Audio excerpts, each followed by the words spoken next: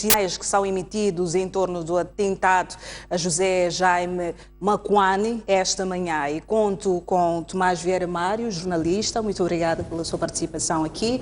Elísio de Souza, advogado. Vamos tentar olhar para as subhipóteses. Verdade é que a polícia ainda está a investigar o caso. Não há ainda evidências que nos levem a quaisquer uma das hipóteses. Mas atendendo que Moçambique foi considerado no ano passado, pelo menos pelo barómetro de 2014, como um dos países mais exemplares em termos de liberdade de expressão. E atendendo que uma das subhipóteses seria, muito provavelmente, os pronunciamentos bem claros e se calhar contundentes que José Jaime Macuane fazia na opinião pública, através do programa Pontos de Vista. O que é que estes sinais poderão trazer para o quadro de liberdade de expressão em Moçambique? Tomás. Boa noite. Antes de mais nada, e sejam quais forem as motivações e os seus autores, este ato é de todo condenável porque atenta contra a vida de um cidadão. Como bem diz a Selma, não há neste momento quaisquer pistas que nos possam levar a seguir outra hipótese sobre as motivações e os autores, sobretudo autores morais deste ato vil e, creio eu, atentório de Macuane.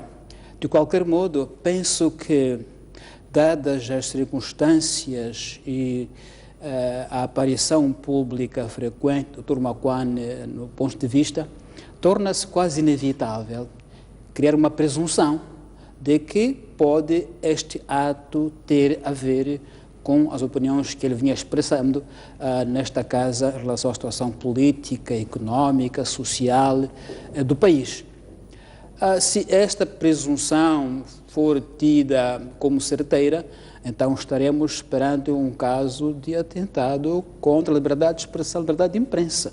O que, repetimos, uma suposição, se for essa a situação, é gravíssimo, porque é um ato que atenta contra direitos fundamentais dos cidadãos.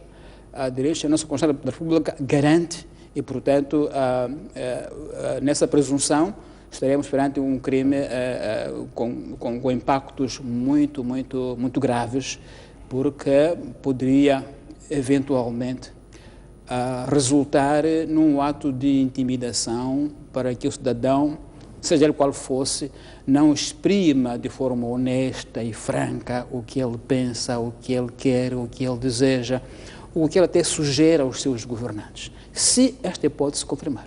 Exatamente. Elísio de Souza, nós temos uma das subhipóteses, que é esta de pretender-se silenciar, se calhar, esta voz, atender os pronunciamentos que fazia, não só contra o governo, o parlamento, a magistratura, até o setor privado, mas também teríamos outras subhipóteses. Que outras subhipóteses poderíamos levantar agora? Obrigado. Saudar a todos os telespectadores e obrigado pelo convite. Bom, também associo-me ao Dr. Tomás Vieira Mário em lamentar este facto, mas é preciso também termos em conta que parece-nos que isto é um sinal, não é? Bom, como subhipótese, porque de facto, atendendo aquilo que foram as últimas atuações e aparições públicas, portanto, da vítima, há necessariamente uma tendência de, portanto, proceder a uma conexão, portanto, causa e efeito. Mas a investigação, uma investigação profissional, não se deve limitar a isto, mas, portanto, é uma linha de investigação, portanto, da qual é difícil escapar-se. Agora, eu questiono, eu não sei se a justiça em Moçambique está em crise, ou temos crise na justiça. Portanto, isto para dizer o quê? Para dizer que nós temos uma série de déficits de resposta por parte dos órgãos judiciais e judiciários relativamente a esses casos com algum melindre. E isto muitas vezes me parece que acaba de algum modo, catapultando e criando uma espécie de boa vontade para este tipo de situações. E se formos a olhar e a reparar para o modus operandi, portanto, que foi vítima do Dr. Macoiane, parece-nos que há uma coincidência com alguns casos que assistimos, não é? E esta coincidência mostra-nos claramente que são casos também que não tiveram resposta, pelo menos atempada da Justiça, e esta falta de resposta muitas vezes abre caminhos para novos atentados, novas situações. Então, eu penso que é preciso que os órgãos da administração da justiça se estimulem para poder combater esses casos. É verdade que nós temos alguns pronunciamentos por parte de algumas agremiações ligadas à justiça. Refiro-me à Associação dos Magistrados Judiciais, que há pouco tempo lançou, portanto, um debate sobre a criminalidade organizada. Temos agora a Procuradoria-Geral da República, em Conselho Coordenador, que o tema fulcral é o combate à criminalidade organizada e o crime transnacional. Mas é preciso sairmos, portanto, do debate. Temos que ir, portanto, ao processo. Temos que ir ao trabalho e é preciso que os órgãos da administração da justiça estejam devidamente preparados e organizados. Vamos abrir mão, pelo menos até agora, das questões processuais. Vamos para a questão da segurança pública. Faz-me lembrar o caso de Gilles Sistá, que foi baleado à luz do dia. Pelo que nós ouvimos e dos relatos que nós ouvimos até aqui, Jaime Macoane teria sido baleado esta manhã à luz do dia. Até que ponto esta situação pode colocar em questão a questão da segurança pública? Até que ponto o cidadão está seguro, não é, dentro do circuito por onde anda, por onde passa, deixando algumas questões subjetivas em relação às motivações que terão causado este incidente? Pois, eu só recordo, portanto, aquilo que foi tema de tópico da última imprensa, que é os juízes andam com medo. Portanto, se nós temos em Moçambique juízes, portanto, que são os protetores do Estado com medo, o que dizer do cidadão comum? Portanto, isto de facto revela uma grande insegurança pública por parte de toda a sociedade. E quando nós temos falado do crime organizado, quer dizer, é algo que é muito abstrato. Quer dizer, nós não temos casos, quer dizer, e lançarmos culpas simplesmente à criminalidade organizada, eu penso que é uma fuga para frente para os órgãos da administração da justiça irem buscar de facto aqueles que são os autores materiais e morais, portanto, deste crime. E eu penso que a insegurança pública, a impunidade e esses motivos todos que fazem com que os casos não sejam levados até o fim e que ficam ad eterno sob investigação, isto de facto acaba não só incentivando os criminosos a cometerem mais infrações, mas também acaba criando grande insegurança por parte das pessoas. E um Estado inseguro, e se as pessoas estão inseguras, tem pouca chance de desenvolver, de praticar as suas atividades normais. Então eu penso que tem que haver um trabalho, portanto, a nível portanto, nacional, portanto, que envolva todas as instituições de administração da justiça, principalmente, e não só, porque, como se tem dito, quando um avião cai, não cai por uma causa só, há várias causas. Então, esta nossa insegurança tem várias causas e, infelizmente, portanto, por ofício, por inerência de razões do ofício, os órgãos de administração da justiça são os primeiros, aqueles que têm o dever de proteger o cidadão, então são estes visados, mas também eu penso que a própria sociedade tem que colaborar por via de denúncias, por via de fiscalização. Até eu penso que já foi lançado este desafio de fiscalização, mas parece-nos que não há de ter sido muito bem percebido, pelo menos por parte da Procuradoria-Geral da República, em que nós cidadãos, tínhamos que ser os primeiros vigilantes, portanto, da criminalidade. Mas eu penso que é preciso não só estudar os casos ou como é que os outros países, principalmente, conseguiram combater este tipo de criminalidade globalizada, não é? E olhamos para estes exemplos e trazê-los cá para o direito doméstico, porque eu penso que temos duas componentes. Temos a componente preventiva, que é a componente que eu penso que aí entra mais a sociedade para poder combater e poder criar uma cultura de trabalho, uma cultura de vigilância, uma cultura de honestidade, e depois temos a componente, portanto, punitiva, que é aí onde entram os órgãos da administração da justiça, que devem aplicar implementar penas justas. E portanto, eu quando refiro a penas justas, não falo de penas altas, eu falo de penas que possam cumprir com os requisitos e os pressupostos da prisão e os pressupostos penais. Mas penso que, olhando de uma forma genérica e abstrata, estamos numa situação insegura e é preciso fazer alguma coisa. Exatamente. Eu volto a si, Elísio de Sousa. Dr. Tomás Vieira Mário, estamos num clima de sensação de insegurança. É bem verdade que muito provavelmente deve ter sido uma situação de intimidação, porque não foram atingidas as zonas vitais, e atendendo que chegamos a este extremo de não saber se podemos dizer alguma coisa em espaço público ou não, a que níveis é que fica a questão de tranquilidade, segurança, liberdades individuais? Nós sabemos que é um direito plasmado na Constituição, no artigo 48. A que níveis é que fica este direito que o cidadão moçambicano tem?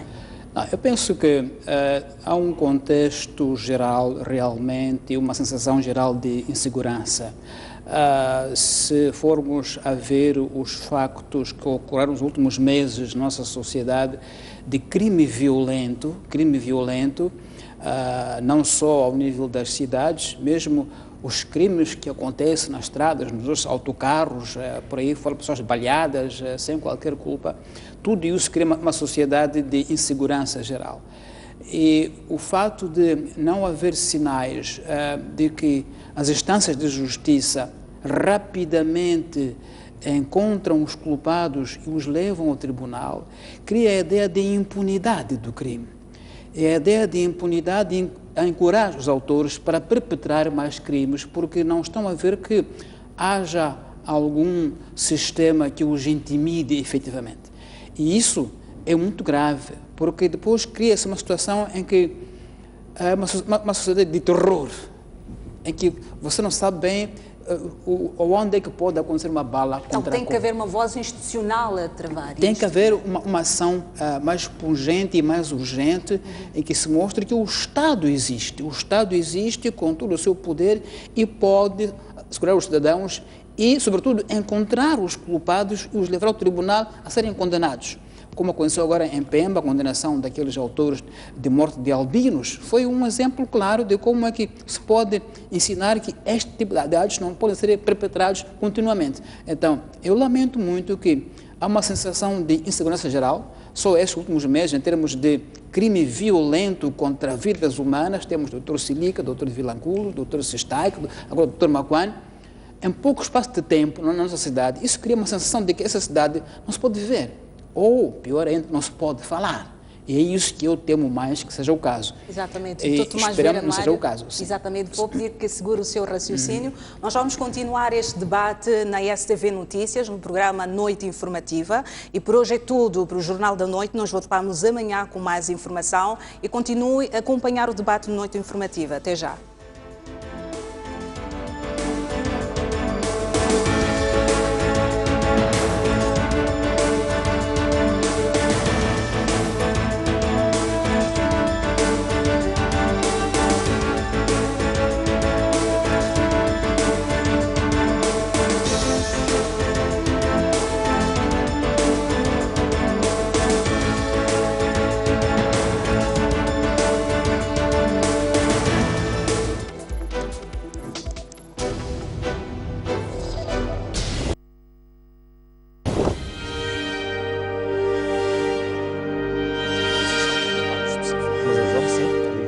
Um país faz-se de confrontos de ideias.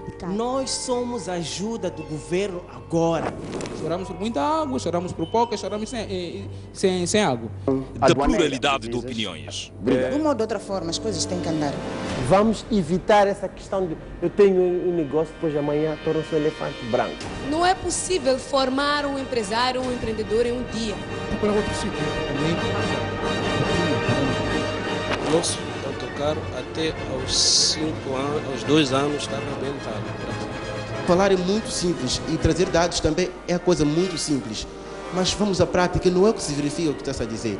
Há muitos jovens que começam e têm vontade de continuar, mas não vão a lugar nenhum. O debate da nação é desta diversidade de pensamentos que é Moçambique. Essa diversidade. Empreender não são pequenos negócios de barraco, qualquer coisa. Nós estamos a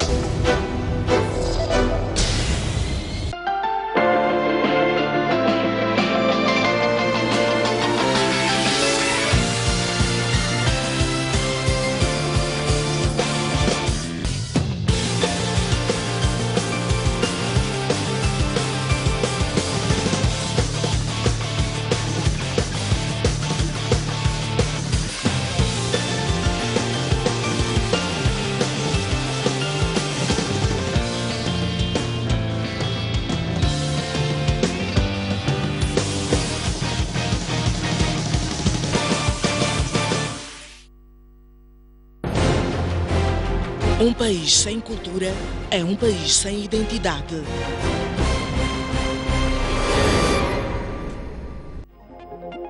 Já pode ler o jornal O País quando quiser e onde estiver.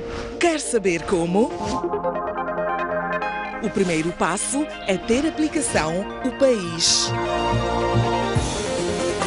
Continua com dúvidas? Uma app é uma ferramenta que permite ter acesso a vários serviços do seu dispositivo móvel de forma integrada. Agora, aceda à sua App Store ou a Play Store e faça o download de O País. Dessa forma, poderá aceder a uma versão digital do jornal. Assim, não deixe de acompanhar todas as edições do jornal. O País. A verdade como notícia.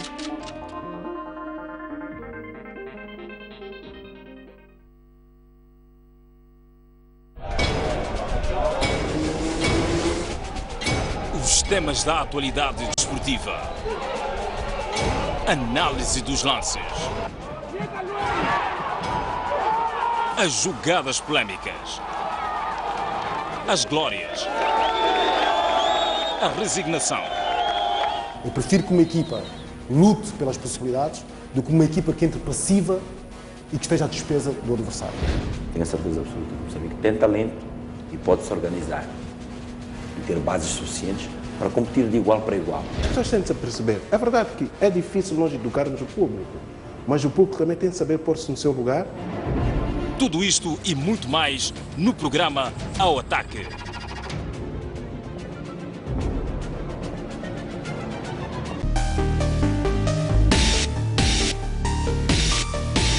Senhor Abel, falamos a partir de Nampula, boa noite. Propostas concretas. Ninguém quer realmente a guerra. Onda política sempre a conflito. É preciso debater para o bem do próprio país. Como resolver isto? Porque é um problema que nós todos estamos a passar. Mantermos a paz neste país.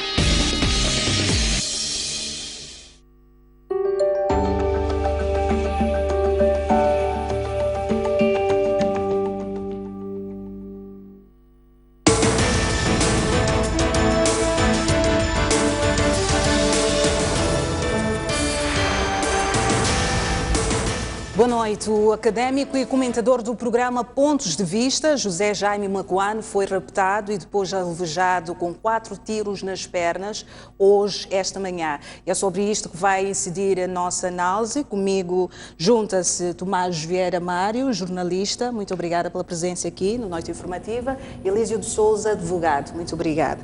Antes de mais, vou pedir à realização que passe alguns trechos de opiniões de Jaime Macuane no programa Pontos de Vista, só para termos ideia de que tipo de posicionamentos defendia Macuane. Temos uma coisa errada aqui pela forma como a vida está a ser tratada neste país nos últimos tempos e isto nós precisamos resolver. Não existe alguém que tome a iniciativa e tenha a coragem necessária de cumprir com aquilo que é a função do Estado, que é não só proteger, mas que pelo menos se esclareça esses crimes violentos e se responsabilize quem é seu autor. Então, não espanta que um Estado que tenha essas lacunas a qualquer momento atinja a nós todos. E em função do grau de autonomia que o Banco Central tem, isso vai lhe dando algum espaço para que, por exemplo, possa estar, não sei se é isso, quer dizer, fala-se, possa estar neste momento com uma obra que supostamente triplicou o seu orçamento original. Então, quer dizer, são falhas, né, que têm a ver, sobretudo, desculpa, Eugênio, são falhas que existem muitas vezes sobre como é que você fiscaliza instituições autónomas, que o fato delas serem autónomas não quer dizer que elas não sejam públicas, que não façam parte do Estado e que elas não sejam sujeitas a um processo de accountability dentro do Estado. Esse trecho da Traca muitas vezes se deparou com questões sérias de qualidade e já dá mostras claras de que não está a conseguir dar vazão à demanda que existe, pelo menos de quem vem de Matola para Maputo. Então, acho que é tempo de o governo começar a pensar seriamente em termos de não se criar amarras, pode não ser, neste caso, eventualmente por existirem restrições de âmbito contratual, mas que o princípio de que é possível introduzirmos competição na previsão de serviços públicos possa existir para que, inclusive, estimule e force os operadores privados para que eles melhorem em termos de preço e qualidade. Quer dizer, é tempo de nós desmontarmos o sistema clientelista que existe. As pessoas não podem continuar a afiliar-se a partidos como sendo o elemento fundamental para elas resolverem problemas pessoais, seja de emprego, negócio, ou lá, o que for. É preciso termos uma visão estável e estruturante de como é que a política e a economia se combinam. O que é que eu quero dizer com isso? É que temos que desmontar o sistema clientelista porque já está falido. Já não consegue redistribuir recursos à escala suficiente para acomodar os diversos interesses que nós temos. Bom, estes são alguns dos comentários de Jaime Makwame ao longo das suas intervenções no programa Pontos de Vistas. Bom, são comentários de um professor de Ciência Política e de Administração Pública e que podem necessariamente incidir sobre vários campos, governo, parlamento, magistratura, setor privado, conforme nós podemos ver, e há muitos outros. Eu penso que há uso de algum recurso de intelectualidade dentro dos seus comentários. Até que ponto isto pode ser alvo de atentado à sua própria vida, à sua própria saúde e à sua própria segurança? Em nenhuma circunstância. Em nenhuma circunstância. Estive a ouvir de novo o que foi posto agora, ou reposto. São opiniões, aliás, não exclusivas do Makwame. São opiniões que muitos de nós temos exprimido publicamente sobre a governação e são opiniões que até constam em documentos oficiais. A Agenda 2025 aborda essas questões. Ainda mais para cá, o relatório do MARP aborda essas questões nos mesmos termos, de modo que não são questões novas ou desconhecidas, são questões da nossa vida, do nosso dia a dia, sobre as quais estamos falando há 10 anos no mínimo. E, portanto, não vejo que possa haver nessas expressões algo que possa justificar, se é que é possível justificar a morte de alguém, qualquer atentado contra seja quem for.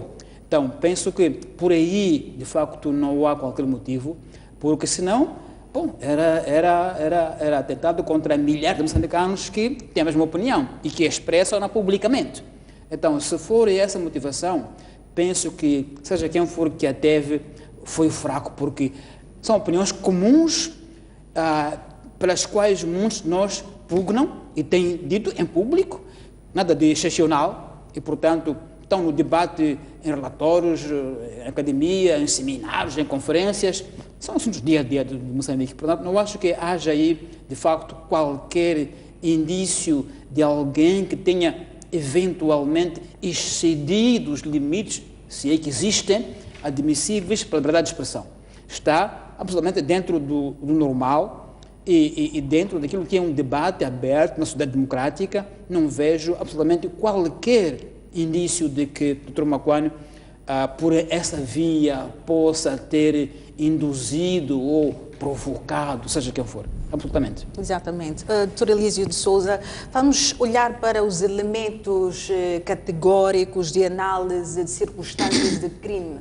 O crime foi consumado, se calhar tentativa de homicídio ou ofensas corporais graves, mas a verdade é que o indivíduo sofreu um atentado e hoje está, se calhar, desprovido, se calhar, de alguns direitos seus. Por onde é que se pode pegar a investigação deste crime, uma vez que nós estamos numa situação recorrente de uma sensação de insegurança, não só nas capitais, mas também a nível de outros quadrantes do país?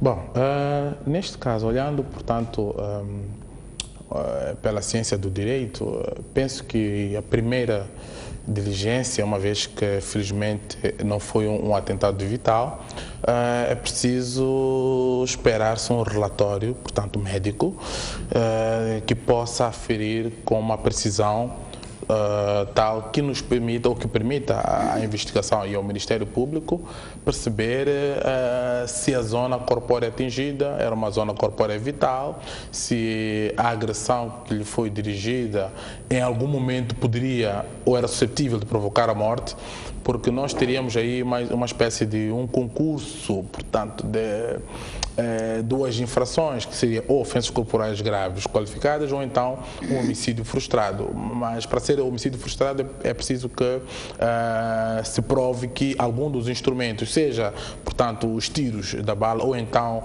algum outro instrumento, porque eu vejo que ele, portanto, pelas imagens, tem ferimentos também na cabeça, então era para ver se esses instrumentos que atingiram a cabeça não eram suscetíveis de provocar a morte, para fazer uma qualificação jurídica, portanto, adequada. Mas tanto num crime que seja ofensas corporais agravadas como no homicídio, portanto, diria involuntário, não, homicídio frustrado, nessas duas situações penso que a linha de investigação acaba sendo, portanto, a mesma, que é preciso fazer-se uma análise muito detalhada ao local do crime e a devida proteção onde ele foi encontrado. Provavelmente, portanto, como nos diz a reportagem, houve um transporte, portanto, da pessoa de um local para outro, uma espécie, isto seria, portanto, um rapto, não é?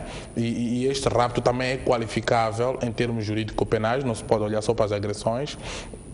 E todo este iter criminis deverá ser qualificado para poder-se perceber até que ponto, em termos de direito subjetivo, qual é a infração que se fala. Mas nós temos, felizmente, portanto, a própria pessoa, o ofendido, que será um grande, portanto, instrumento de análise, tanto, portanto, entre aspas, que se pode ouvir as suas declarações, portanto, há de ter visto alguma coisa, há de ter se apercebido, e em termos de voz, etc. E todos esses elementos podem ajudar, portanto, a acarrear para os autos elementos que possam ajudar os investigadores a chegarem aos verdadeiros autores materiais. E na sua opinião, o fato de Jaime Macuane poder testemunhar neste processo e dar, se calhar, alguns detalhes que possam ajudar a investigação, pode ser uma vantagem para encontrarmos, se calhar, os mandantes ou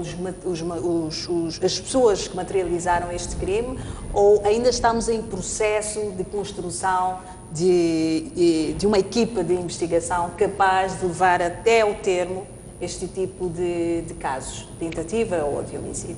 Pois, para todo crime tem que haver uma investigação, e a investigação é baseada naqueles elementos pré-existentes, portanto, e pós-existente após o cometimento do crime. Isto significa que, independentemente daquilo que vai ser a forma de constituição da própria equipe de investigadores, seja um investigador ou seja uma equipe de investigadores, todos eles acabarão coincidindo, portanto, em termos gerais, naquilo que são os métodos de investigação, que será, portanto, a análise da prova, portanto, pericial, a análise da prova documental, se existir, e portanto, a análise da prova testemunhal. E neste caso nós temos, portanto, felizmente ele será uma peça importantíssima para descrever por todo e qualquer meio quais eram as características que essas pessoas, portanto, tinham. Agora, nós temos talvez um pequeno problema em termos de investigação em Moçambique. Eu penso que é uma questão que temos refletido várias vezes, que é a questão das impressões digitais. Apesar de nós termos um serviço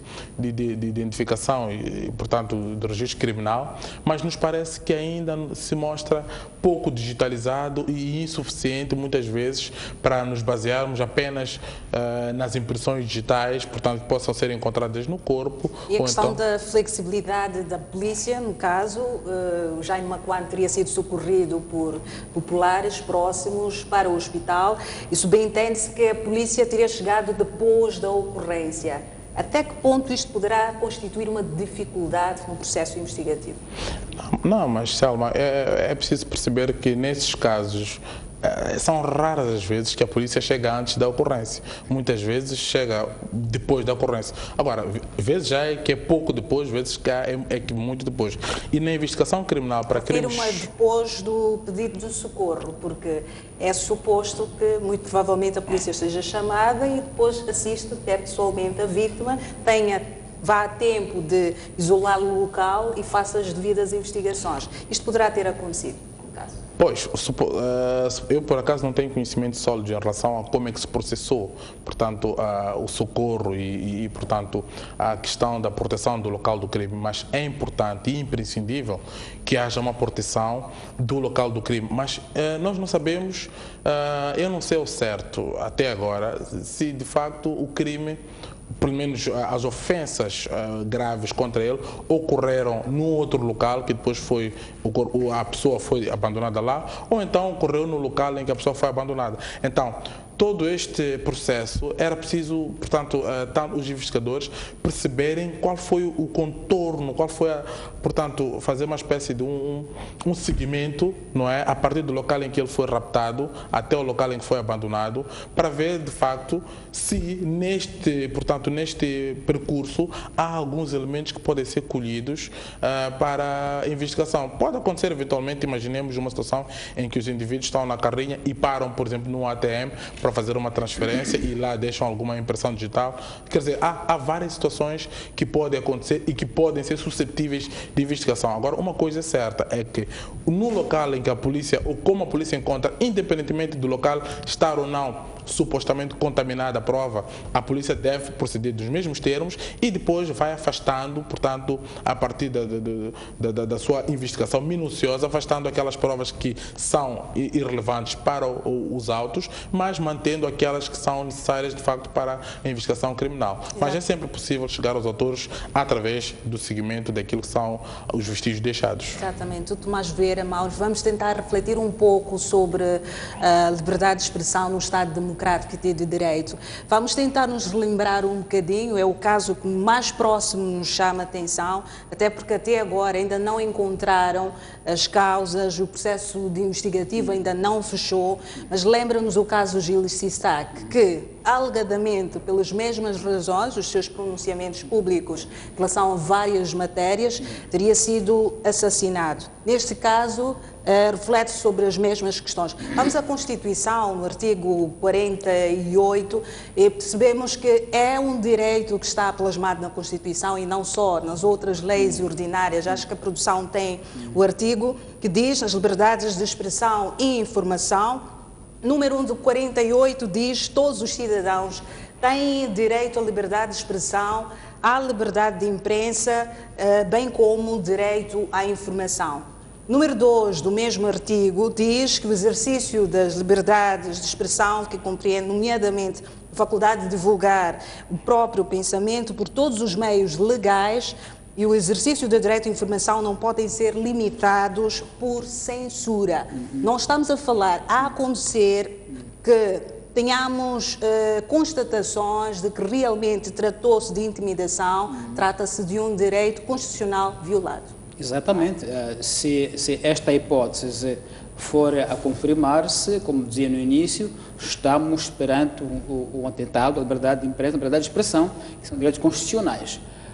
O que torna esta hipótese cada vez mais forte é que, como disse a Selma, tendo havido o caso contra o professor Sissac, o qual ainda não foi investigado, ainda não se sabe se esta hipótese se confirma ou não. Então, este facto faz com que se associe o caso do Dr. Makuane ao caso Sissac. Ou seja, é preciso que os casos sejam julgados para que sejam encerrados e se excluam as várias hipóteses que vão acontecendo enquanto no julgamento não são os culpados. Por outras palavras, neste momento, a hipótese mais sonante na opinião pública é essa, de que foi, no direito de liberdade de expressão, que houve este atentado. E, portanto, quer dizer que estamos num Estado de direito democrático teórico, quando, na prática, estes direitos são exercidos com ameaça de arma, se esta hipótese se confirmar. E isso é muito grave, se assim for. Por isso, uma vez mais, repete-se, é muito importante que esses casos sejam urgentes, casos urgentes, para que se dissipem equívocos, se for o caso, e se identifiquem os culpados e rapidamente as pessoas clarifiquem sobre o que é que está em causa. Porque se for este o caso, é muito grave. Porque, de facto, é intimidatório para qualquer cidadão do mundo, do país. Porque a ideia de que quem quiser falar livremente deve cuidar-se que pode ser alvo de um atentado. Essa aqui é a mensagem que se transmite. Ora, isso é muito grave, porque nessa altura estamos perante censura, não institucional, mas censura indireta, através da intimidação do cidadão. E isso me parece muito grave e afeta a imagem do país gravemente, afeta a imagem da governação gravemente. Ficamos num estado de terror, onde o cidadão não pode falar livremente. Então, é preciso que estes casos sejam julgados claramente e se desculpam quais são as motivações e quem são os autores morais desses casos. Neste caso, a quem cabe defender a materialização desta ordem constitucional? São todos os órgãos do Estado. Todo órgão do Estado tem esse dever, mediante a Justiça como instituição, diferentes órgãos que têm, o Parlamento, o próprio Governo, tem esse dever de garantir que a Constituição seja cumprida, nomeadamente identificando quem a viole e punindo. O ponto aqui é a impunidade. Mas neste caso nós já vamos para o segundo, mais recente caso, o segundo.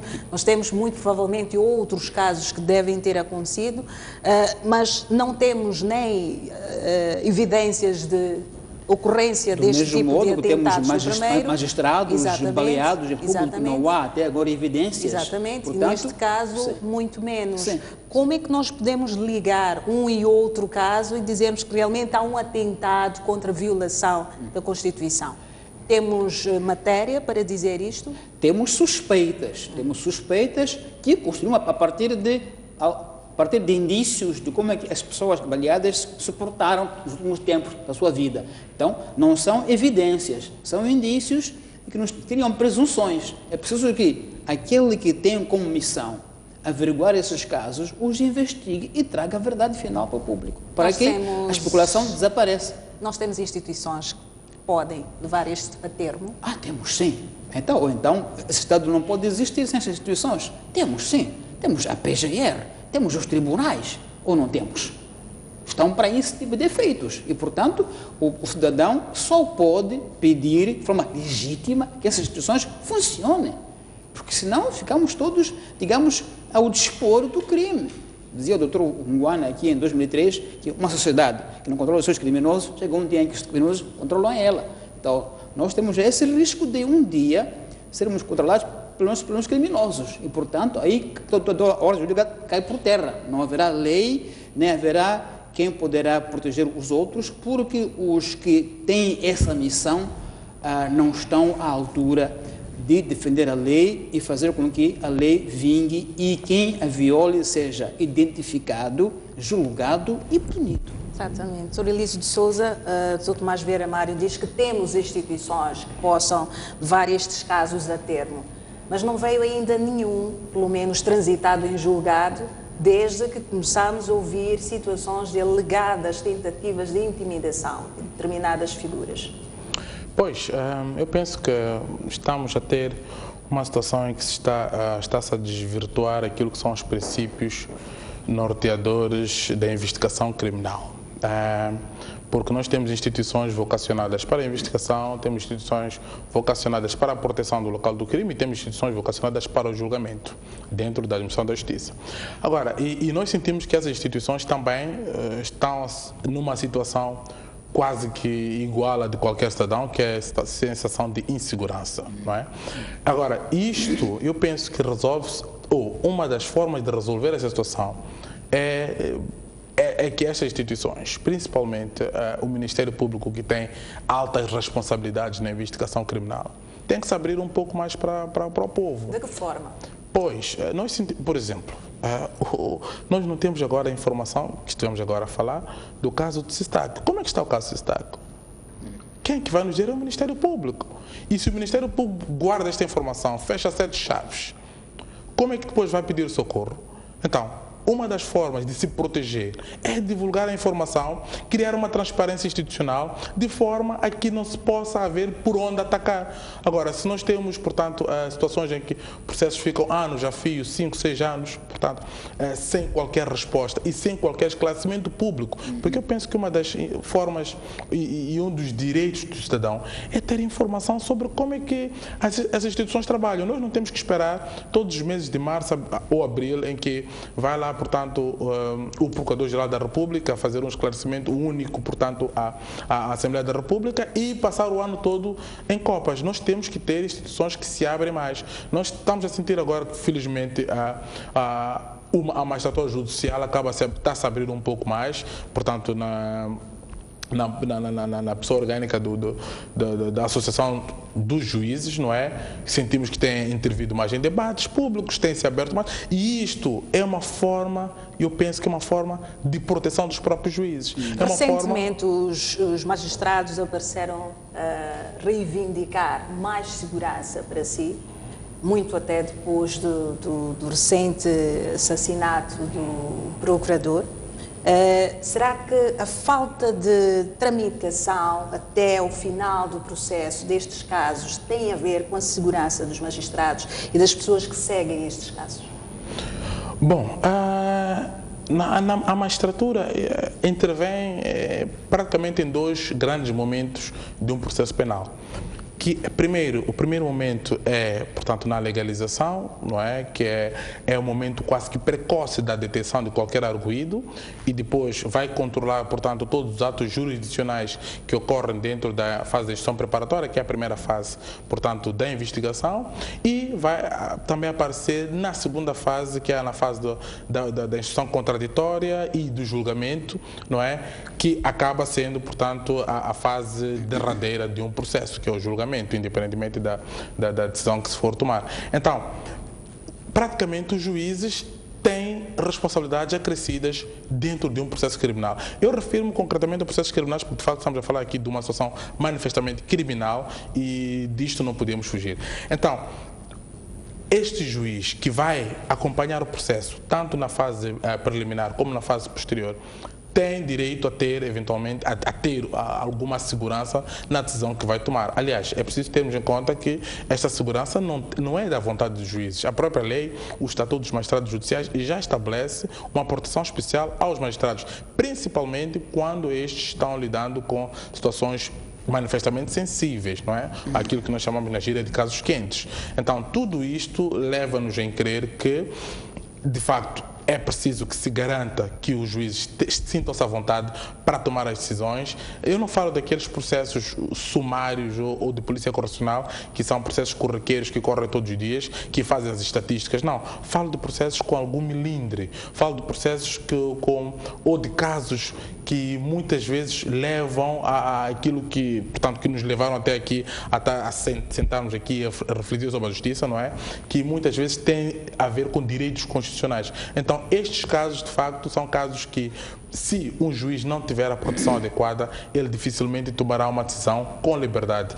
Liberdade, digo, no sentido de estar à vontade para olhar cegamente para a lei, não é? Atendendo aquilo que é a sua experiência profissional e tomar a decisão. Muitas vezes, se este juiz não tiver, portanto, aquilo que seria, não se sentir confortável com a sua situação de segurança, poderá também prejudicar a própria justiça e que também acaba sendo um direito constitucional retirado ao cidadão. Mas permita-me também fazer uma outra reflexão em relação à questão que foi colocada primeiro ao Dr. Tomás, em relação ao artigo 48, também levantou a Selma, que é preciso fazer, o artigo 48 não pode ser interpretado de uma forma absoluta, não é? Nós temos aquela grande dialética do 48 e 41, que são os direitos de personalidade também, e de intimidade, e também os direitos da informação. Mas é preciso que nós tenhamos em conta que, para certas situações, não é possível se proteger a intimidade das pessoas quando o assunto é de domínio público ou um assunto que tem que ver com, portanto, um assunto que é merecedor de opinião pública. Então, isto mesmo para a classe jornalística, que muitas vezes entramos naquela dúvida, e até alguns jornalistas acabam sendo sujeitos a processos criminais por difamação, calúnia ou injúria. Então, é preciso ter-se em conta que há uma espécie de um jogo de princípios. E os princípios constitucionais, como se diz, podem colidir, não há problema, não há uma espécie de conflito de leis.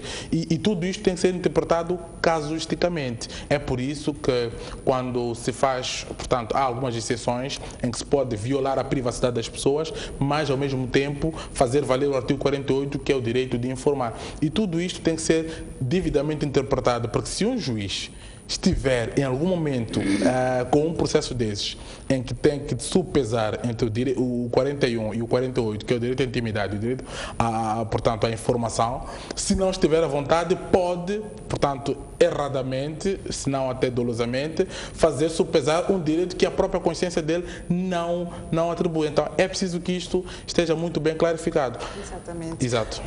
Dr. Tomás Vieira Mário, há algumas semanas, um dos altos quadros da magistratura judicial e mais respeitado chegou a dizer que há algum conflito entre os três poderes, em algum momento não há separação.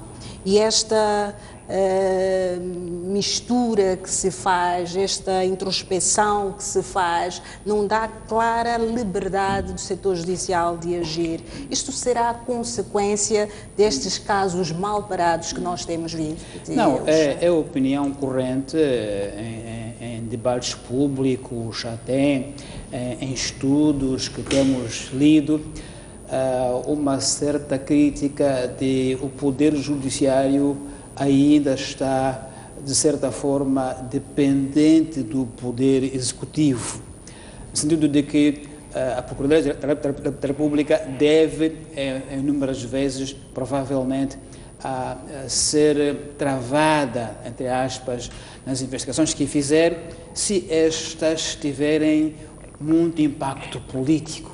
É nessa perspectiva que se fala de que não há independência entre os diferentes poderes do Estado. Porque a percepção que há no público é que, quando se fala de estatísticas de casos julgados ou casos investigados, verifica-se que são os chamados os casos de pinagalinhas, entre aspas, os casos menores, mas os casos mais graves, mais sérios, nunca são conclusos. Essa opinião que há no público. Por que não são conclusos? Porque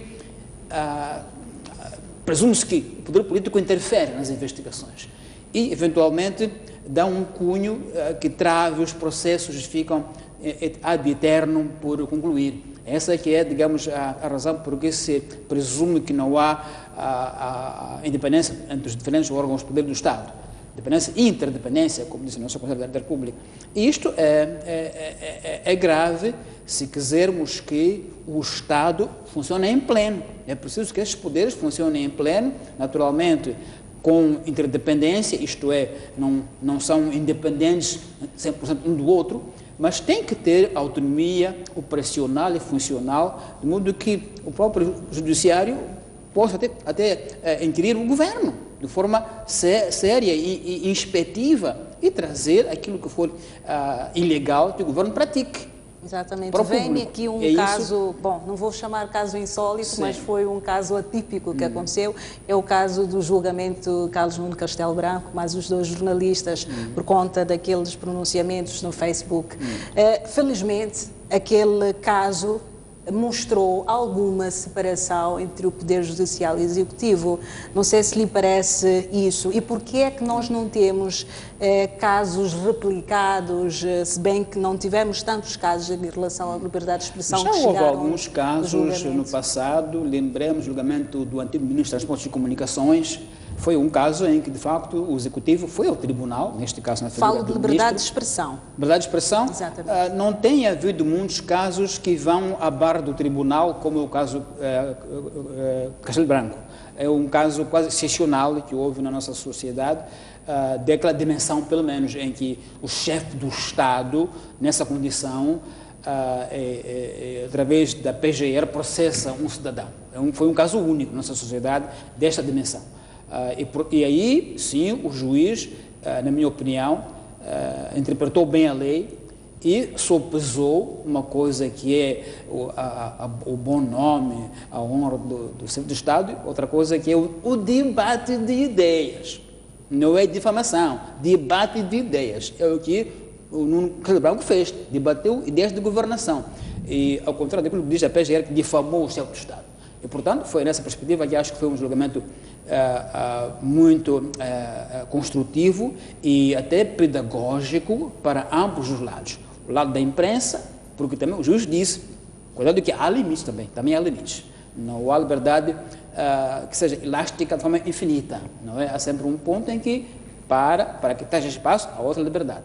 De qualquer modo, o juiz disse, neste caso, que haja colisão de direitos, prevalece o direito à liberdade de expressão, porque, naquele caso, se sustentava no debate de ideias de governação, e não um ataque pessoal a alguém, como podia supor-se. Se fôssemos a estabelecer termos comparativos, ali não estávamos em situação de um crime específico, muito provavelmente de ofensas, enfim, morais, etc. Mas neste caso, nós temos concurso de crimes, no caso da Sistá, que foi assassinato, entre outros crimes, que poderiam estar ligados à liberdade de expressão. Como é que nós podemos ligar um e outro crime? Neste caso específico, seria complicado ou complexo a justiça ser célere, como foi no caso Castelo Branco? Pois, porque no caso Castelo Branco era um Ministério Público que teve, digamos, a ação penal. Portanto, o Ministério Público fez a acusação contra um cidadão e havia um documento que servia de fundamento à acusação. Portanto, não havia muito o que investigar. Não é? Neste caso, dos crimes de assassinato, há que investigar, há que ir à perícia, como já explicou o doutor ali. Portanto, é um caso mais complexo, não se pode comparar em termos até de celeridade, mas também não pode fundamentar, não pode justificar que esses casos ficam ad eterno, bem dizia o meu colega, porque é preciso que o Ministério Público venha a público explicar o que é que se passa. E concordo que, ao fazer isso, o Ministério Público até ele próprio se protege dessa pequena desconfiança de que por que ele não aparece em público? Estão a esconder o quê? Então, se eles aparecem em público e explicam em que pé está o processo, sem, obviamente, ofender o segredo de justiça, isso seria benéfico para o público e para o próprio Ministério Público, porque colocava o processo mais transparente e punha os cidadãos mais confiantes de que a instituição está a funcionar. E íamos perceber quais são os entraves, quais são as dificuldades que enfrentam para chegar a um ponto de conclusão do processo. Mas ficar silenciosos eternamente, repito, isso só dá a ideia de que o crime é impune. E essa ideia encoraja que haja mais crimes. Exatamente, já estamos quase na reta final da nossa análise. Doutor Elísio de Souza, qual deve ser o período aceitável de graça para a investigação criminal nestes casos, quando se um caso de tentativa ou homicídio consumado? Pois, tendo em conta o nosso contexto, limitações em termos de polícia de investigação, morosidade do tribunal, qual deveria ser o período de graça? É uma questão um pouco difícil. Difícil não porque não temos lei que assim define.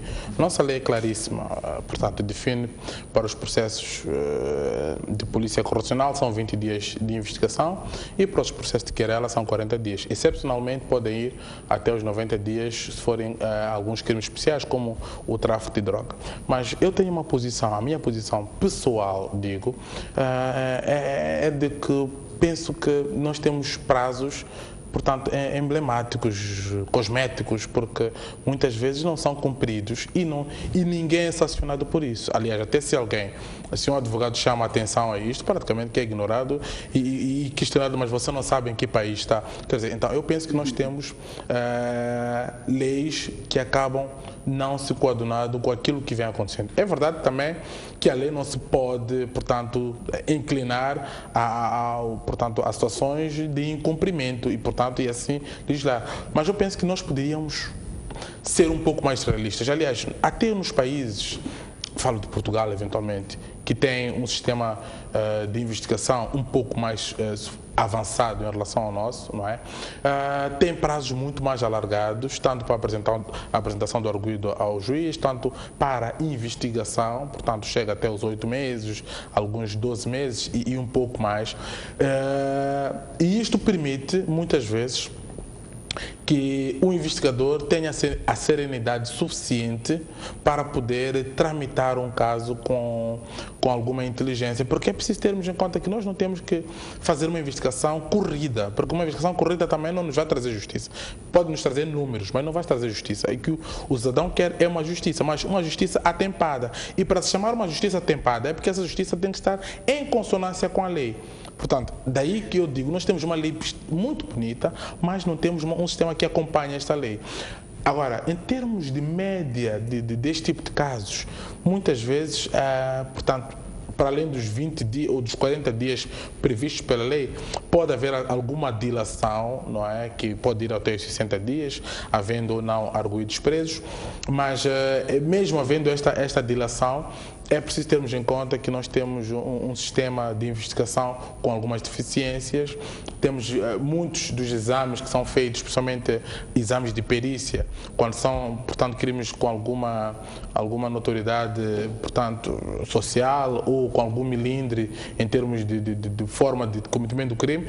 Este material é investigado muitas vezes fora do país, temos casos dos crimes informáticos que praticamente são poucos eles que são investigados no país, tem que se pedir auxílio das polícias, portanto, internacionais, e todo este processo burocrático pode levar a que o processo demore. Mas, por exemplo, eu, portanto, voltando a comungar com aquilo que disse o Dr. Sérgio, é preciso que o Ministério Público diga, olha, este caso está parado porque nós estamos a fazer a perícia dos computadores na África do Sul. Por exemplo, isto não fere o direito de honra de ninguém. Isto não fere algum direito de intimidade de ninguém. Dizer que, olha, o processo neste momento, temos um arguido que foi expedida uma ordem de captura sem citar nomes, mas olha, ainda não foi cumprida uma ou duas ordens de captura. Isto não vai ferir o direito de ninguém e vai ajudar a própria sociedade a perceber e não levantar voz em relação à atuação deste ou daquele órgão, porque de facto quando se mantém, portanto, a investigação em sete chaves, como se tem dito, e não se diz absolutamente nada, sob pretexto do segredo da justiça, que o segredo da justiça não é absoluto, é preciso termos em conta que é preciso fazer uma interpretação correta do artigo 70 do Código de Processo Penal, tem várias aberturas e este segredo de justiça também pode, muitas vezes, em alguns momentos, ser quebrado, atendendo a outros direitos, e tudo isto pode levar a que possa se imputar tanto à Procuradoria-Geral da República como ao próprio Tribunal. Agora, eu também ia talvez falar em relação aos processos de difamação. Estes processos são processos urgentes e, como muito bem disse, portanto, o Dr. Tomás Vieira Mário, estes processos, em termos de matéria investigativa não há nada. Quer dizer, nós temos um texto que se diz que houve ofensa moral, não é? E temos um juiz que vai interpretar aquilo ou é ofensa ou então é exercício de um direito, portanto, de um direito constitucional. Diz que pressupõe que o atentado a Jaime Macuane seja um caso complexo de se resolver. Não, naturalmente, onde entram armas, pessoas desconhecidas, viaturas e uma espécie de um caminho em que se seguiu, em que houve uma trajetória, é preciso que se analise tudo isto e principalmente quando nós temos situações análogas anteriores que infelizmente ainda não tiveram algum desfecho e tudo isto leva de facto a uma complexidade e não sabemos se as balas, não tenho conhecimento, eventualmente há quem tenha conhecimento, se as balas estão ou não alojadas no corpo, se foram retiradas, a própria bala é um instrumento a ser analisado para se descobrir a arma que, portanto, desferiu aquele tiro e todos esses elementos devem ser meticulosamente investigados para que se possa chegar a uma conclusão aproximada, se não certa, dos autores do crime. Então são investigações praticamente diferentes, apesar de terem que ver com o mesmo assunto, mas a linha de investigação é diferente e depois caberá ao Tribunal tomar a sua decisão final. Muito obrigada. Fecho consigo, Dr. Tomás Vieira Mário. Até que nível está o nosso barómetro de tolerância em relação a estes atos?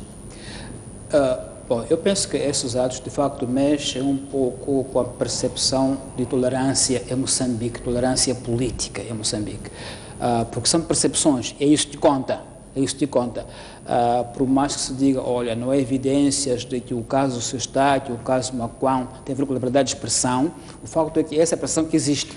E a percepção vale muito. Vale muito. Hoje em dia, o mundo todo já está a comentar o caso Macuane. E, portanto, em termos da nossa imagem, está-se a mexer. Moçambique é ou não é tolerante. Ainda que muito mais tarde se diga, faz um crime comum, mas já está mexido, porque há uma associação necessária entre o que o Dr. Macuane e o Dr. Sostaque disseram em televisão, com os atos que já aconteceram. Porque até agora não há prova em contrário. Logo, isso afeta muito a percepção de que Moçambique é ou não é um país tolerante politicamente, que tolera liberdade de expressão, tolera opinião diferente da opinião oficial, porque isso está em causa, a opinião oficial da opinião não oficial. Até pouco tempo éramos um país modelo, em termos de tolerância política, liberdade de expressão, liberdade de imprensa, mas tenho o receio de dizer que parece que estamos descambando para alguma queda nesses índices por causa destes acontecimentos de crime violento. Uma última questão, Dr. Tomás Vieira Mário, foi comentador de pontos de vista, em algum momento é um abalo também para a comunicação social. Sem até dúvida. que ponto isto pode limitar ou minar o acesso à informação, até porque os debates também são fóruns de acesso à informação? Claro que, como estou a dizer, o efeito disto imediato é um efeito intimidatório. Sobre quem quer que seja que fale em público sobre questões de interesse público. Tem esse efeito intimidatório e, portanto, pode, dizem os americanos, chamam chilling effect, o efeito de bloqueio ao raciocínio, liberdade de expressão de opinião.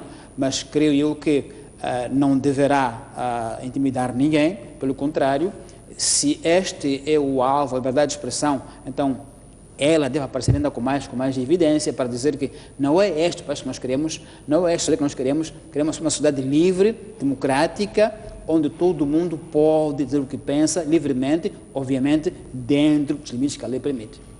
Exatamente. Muito obrigada, Dr. Tomás Vieira Mário, Dr. Elísio de Souza, pelas vossas ricas contribuições. Nós vamos para o intervalo e nós voltamos no próximo bloco com mais informações.